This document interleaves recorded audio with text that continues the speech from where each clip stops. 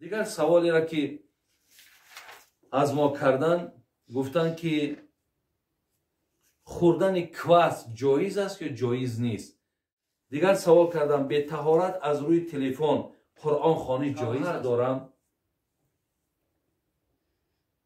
صاحب 3 فرزند، شوهرم گاه کار میکند گاه نمیکند. برادرم گفت که زکاتم را به تو میدهم، آیا جایز است؟ بله خواهر. ان الحمد لله نحمده و نستعینه و نستغفره و نعوذ بالله من شرور انفسنا و من سیئات اعمالنا و الصلاة و السلام علی رسوله الحلیم و علی آله و اصحابه اجمعین. الهی مهربان عمرهاتون دراز کنه، ایماناتون کامل کنه و خدای مهربان سوالهایی را که ما جواب میگردانیم توفیق عمل کردن شد بر یک و یک ما و شما الله مهربان نصیب بگردانه. خدا رحمت کنه حضرت مولانا جلال الدین رومی را بفرمانید که میفرمود که نار خندان باغ را خندان کند، صحبت مردانت از مردان کند. همنشین اهل معنی باش تا هم عطا یابی و هم گردی فتا. حضرت مولانا را خدا رحمت کند. این حضرت میگه اگر شما خواهید که از نزد خداوند عطا یابید، شما برکت یابید، اجر یابید، یا همچنان گردی فتا، یعنی همچون مرد باقی مانی، این عزیز خدا میگه باید در این باغ داخل شوی، تو باید در این صحبت اشتراک کنی، تو باید که مقصد این برنامه است، این نوار است، تو باید که گوش اندازی تا مقصد به این فضیلت و به این خوبی ها شما رسید. خدای مهربان این عزیزای خدا را هم رحمت و مغفرت کنه و از نصیحت هاش خدای مهربان ما و شما را برخوردار گردانه. میایم به سری سوال هایی که باقی مانده ای که در اینجا در نزد منم. نفری سوال داده است شوهر دارم، صاحب 3 فرزند، شوهرم گاه کار میکند گاه نمیکند. برادرم گفت که زکاتم را به تو میدهم، آیا جایز است؟ بله خواهر عزیز، اگر برادراتم برای شما زکات تیان، چیزی که من پیشترکم قید کرده بودم، یا داری خواهر یا اپایی که به دولت است، بین خواهرها هست، بین دادرها هست، معامله صدقه فیتر زکات هیچی باقی ندارد، اجازت است. دیگر سوالی که کردن گفتن آدمی که نماز نخواند روزه میگیرد این چی حکم دارد؟ البته ما هیچ وقت باید در راست نفرهایی که نماز هم نخواند روزه هم که نگیرد و بر یگانگی الله مهربان باور داشته باشد، رسول اکرم صلی الله علیه و سلم را همچون پیغمبری بر حق بداند، ما در راست این آدم هیچگاه حق ملامت و حق توهین و حق تحقیر نداریم. بسیار خوب شد الحمدلله رب العالمین که نفری اگر نماز نخواند و روزه گیرد، از خدا امید است که تو اگر از حال او که آگاهی داشته باشی، تو باید که دعا کنی که خدایا همین نماز هم مثل همین روزه یکی از رکنهای دین هست، خدای توفیقی پایبند شدن نماز هم نصیبش کن، یا اینکه میتونی که با او با ملایمی و با نرمی با صحبت برایی. گویی که برادری عزیز از نماز دیده مقصد ادای روزه مشکل است که چقدر نفس آدم اذیت میکشه، اکنون نمازش اوقا مشکلی نیست، بیا برادر عزیز همین نماز شم خانه. برای همین شما میتونین از این راه استفاده برین، صف نمازگزارهامان و صف روزه‌دارهامان زیاد میشود. یا نفری بگذار نمازش میخواند لیکن روزه را نمیگیرد، بیا ما او را مصلحت تیم، بیا او را ما امر معروف کنیم، بیا برای مصلحت های خوب تیم. انشالله از خدا امید است که این انسان هم با رو به سوی مقصد روزه است یا نماز است میارد. الله همشون را توفیق دهد. ما هم طرفدار اینیم که هم روزه گیرد هم نماز خواند، ولی مادامی که این آدم در یک قدم پیش گذاشته است، در قدم های دیگر با او را یاردم کردن در کار. ما بسیاری وقت برادران زبان های درشت داریم. یک کس میبینیم نماز میخواند روزه نمیگیرد، در حال حقارت میکنیم. یا میبینیم که مثال روزش میگیرد نمازش نمیخواند، در حال چیکار میکنی؟ همون روزه تا گرفته، این روزه تا حلال نیست، این روزه تو فلان نیست گفته، اینا در ما حق نداریم. الله مهربان در قرآن میگه ادعو الی سبیل ربک بالحکمت والموعظه الحسنه.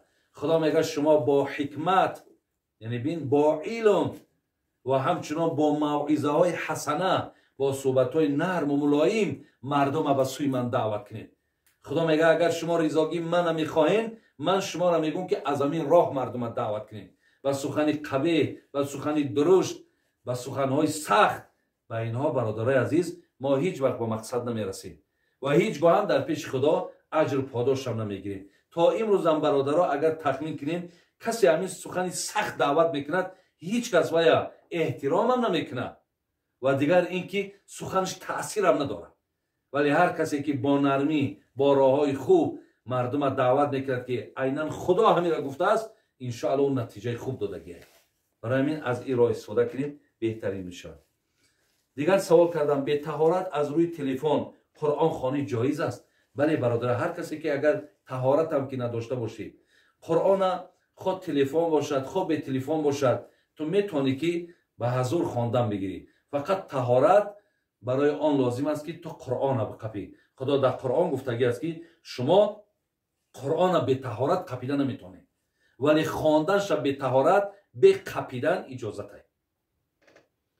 دیگر گفتم که مرا شوهرم بسیار میزد و به خانه مادرم آمدم. او آمده پیش مادرم قسم خورد که اگر این دفعه زنم 3 طلاق باشد. بعد به خانه آمدنم باز زدن را سر کرد. آیا من طلاق شدم؟ یعنی اینها را طلاق‌های با شرط میگن. یعنی طلاقی که اگر من تو را بزنم تو به من 3 طلاق، اگر تو از همین در برآمدی تو 3 طلاق، اگر من مقصد برای تو من بعد 1 کرته بخرم تو به من 3 طلاق. یعنی شرط میمونه. اگر همین شرط ها را شکست، خواهرای عزیز طلاق واقع می شود. خواه 1 گفته باشد، خواه 2 گفته باشد، خواه 3 گفته باشد. برای همین این بسیار چیزی جدی هست. وقتی که شرطمان 3 گفت 3 می شود، 2 گفت 2 گفت، 100 گفته باشد 100 واقع می شود. یعنی از 3 بالاش دیگه همش 3 حساب میخوره. دیگر سوالی که کردن گفتن با اذان تلفن نمازهامون خوانیم جایز است؟ نه، با اذان تلفن نماز جایز نیست. شما برای نمازهاتون برادرای عزیز و خواهرای برای برادرای عزیز، البته برای زنها اذان و اقامه نیست، ولی برای مردها حتما اذان گوییم، با اذان تلفن نمیشه. دیگر گفتن بابای حاجی زن به طرف مرد گوید که نفسم رو به تو بخشیدم، مرد گوید که قبول کردم، آیا نکاح می شود؟ ما حدیث داریم جناب امام ترمذی، جناب امام ابو داود، همچنان ابن ماجه از نام حضرت امام ابو هریره رضی الله عنه میارد که پیامبر ما گفته بود است که ثلاث جدهن جد و هزلهن جد. این 3 چیزی هست. گفتن که انا اگر بگیم که یعنی معنیش چی است؟ جدهن جد یعنی جدی هست و همچنان هزلش هم جدی است. یعنی به هزل هم بگوی جدی حساب میخورد، اگر با طریق جدی هم اگر بگوی همون جدی حساب میخورد. اینا چی هستند؟ یکیش نکاح، دیگرش و طلاق و دیگرش و رجعه. پیامبر صلی الله علیه و آله 3 چیزی است که شوخیش هم جدی است. یعنی این یکیش طلاق است، دیگرش نکاح است. برای همین هر کسی که اگر با شوخی هم زنش بگه زنک تو با من حرامی، زنک تو مقصد به جای مادرمی، زنک تو با من 3 طلاقی، اگر با شوخی هم که بگش واقع میشه. اگر با شوخی هم کسی را نکاح کنی در حضور شاهدا باشد، ببین البته نکاح واقع میشه. برای همین هر کسی که اگر به شرطی که با طریق شوخی هم بگه که من نفس من تو دا بخشیدم، در اونجا شاهدا باشد، نکاح واقع شدگی. یا اگر با طریق شوخی هم که زنش اگر طلاق کند وای طلاق می شود. دیگر سوالی را که از ما کردن گفتن که خوردن کواس جایز است که جایز نیست؟ برادران خیلی عزیز، هر چیزی را که می نوشین شما بینید که اگر در همون مثال بسیار شده تمغه حلال زدگی هست، بعضی هاش در مثال نگاه کنید که ترکیبات شده چیزهای شبه آور نباشد یا اینکه فایزی مخصوصی مست کردن نباشد. برای در دولت های اسلامی هم استحصالی همین آبی جوی که در مردم ما پیوه میگن، یا در دولت های اسلامی همین ایران و دوبای و پاکستان و در همین جا همین استحصال آبی جو هست، میزنن تمغه حلال و مقصد هیچ وقت یعنی فایز ندارد، فایزی مست کردن ندارد. برای همین اگر از همین چیزا خالی باشن انشاءالله هیچی باقی ندارد. الله مهربان تن صحت ایمان کامل نصیب مان گرداند. سلام علیکم و رحمت الله و برکاته.